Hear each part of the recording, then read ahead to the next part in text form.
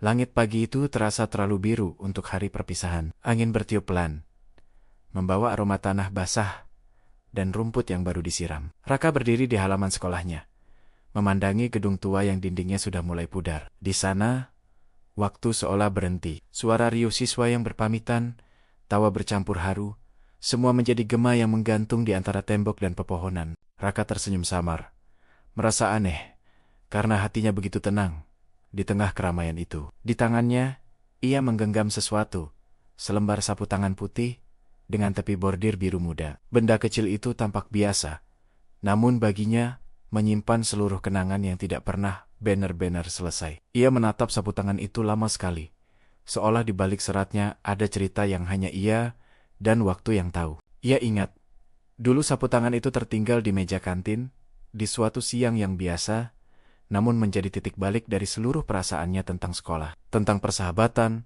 dan tentang perpisahan yang tidak pernah diucapkan. Kantin sekolah itu masih sama seperti dulu, hanya kursi dan mejanya kini lebih kusam. Raka melangkah pelan ke sana, seolah setiap langkah adalah sapaan untuk masa lalunya sendiri. Ia duduk di kursi paling pojok, tempat yang dulu selalu ia tempati bersama teman-temannya. Di sudut itu, ia dulu sering tertawa hingga lupa waktu, berbagi gorengan, atau hanya sekadar menatap halaman belakang yang diterpa matahari sore. Sapu tangan itu dulu milik seseorang. Ia tidak pernah tahu siapa pemiliknya. Suatu hari, sapu tangan itu tertinggal di meja setelah jam makan siang, basah oleh air mineral yang tumpah. Raka yang saat itu duduk sendirian mengambilnya, berniat mengembalikannya. Tapi tak ada yang datang mencarinya. Hari demi hari sapu tangan itu tetap di dalam tasnya, lalu menjadi kebiasaan untuk dibawa kemanapun ia pergi. Tanpa sadar, benda itu menjadi semacam penanda waktu. Saat ujian, ia meletakkannya di meja. Saat piket, ia simpan di saku.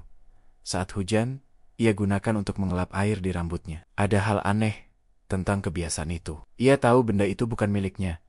Namun di dalam diam, ia merasa sapu tangan itu seperti simbol seseorang yang tidak dikenal, namun selalu hadir. Tahun 2021 berjalan seperti air yang menuruni batu. Satu persatu, teman-teman Raka mulai pergi. Ada yang pindah, ada yang sibuk dengan organisasi, ada juga yang perlahan menjauh tanpa alasan. Namun sapu tangan itu tetap bersamanya, menemani setiap perjalanan di masa sekolah yang seringkali ia anggap biasa. Kini, di hari perpisahan, ia membawanya kembali ke tempat di mana semuanya bermula. Meja kantin dengan cat yang mulai mengelupas dan noda saus yang tak pernah hilang. Ia letakkan sapu tangan itu di atas meja, pelan, seperti seseorang yang sedang berpamitan tanpa kata. Di saat itu, kenangan seperti banjir. Bayangan dirinya dan teman-temannya berlarian di halaman.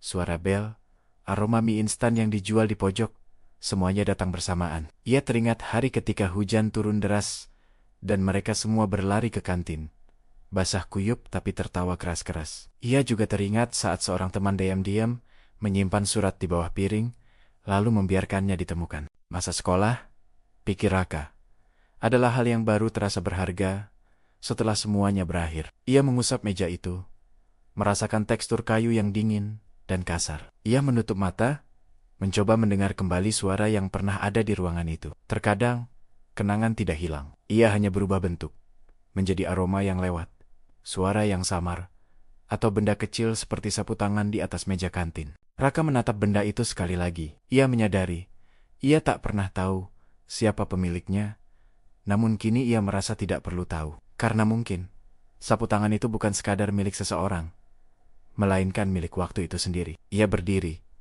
memandangi meja itu lama. Ada rasa lega yang sulit dijelaskan, seperti sesuatu di dalam dirinya akhirnya menemukan tempat untuk pulang. Di luar kantin matahari mulai naik lebih tinggi. Cahaya masuk lewat celah jendela, jatuh tepat di atas sapu tangan putih itu, membuatnya bersinar lembut.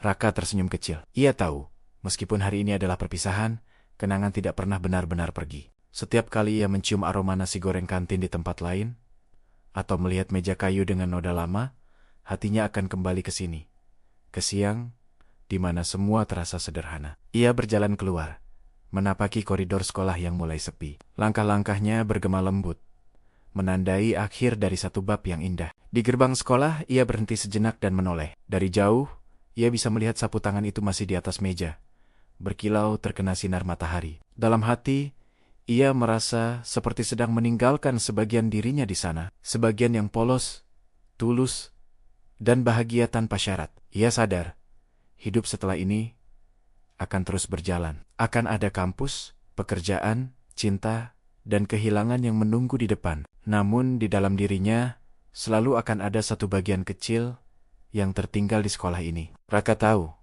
kelak ia mungkin akan lupa banyak hal.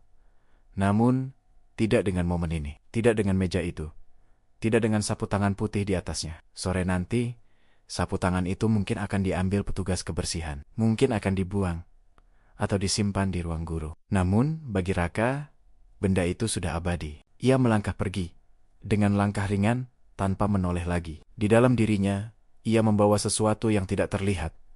Rasa syukur karena pernah memiliki masa di mana segalanya sederhana dan hangat. Di ujung jalan, angin berhembus pelan, daun-daun berjatuhan, seolah mengucapkan selamat tinggal. Raka menatap langit, membiarkan sinar matahari menyentuh wajahnya. Di dalam hatinya, ada bisikan kecil yang berkata, masa lalu tidak untuk disesali, tetapi untuk diingat dengan senyum. Sebuah kenangan tidak harus besar untuk berarti. Kadang, cukup selembar sapu tangan di meja kantin, yang diam-diam mengikat seluruh perjalanan menjadi satu cerita utuh. Dan dalam cerita itu, Raka tahu, ia telah belajar sesuatu yang tak pernah diajarkan di kelas, bahwa waktu selalu bergerak. Tapi kenangan tahu cara untuk tetap tinggal.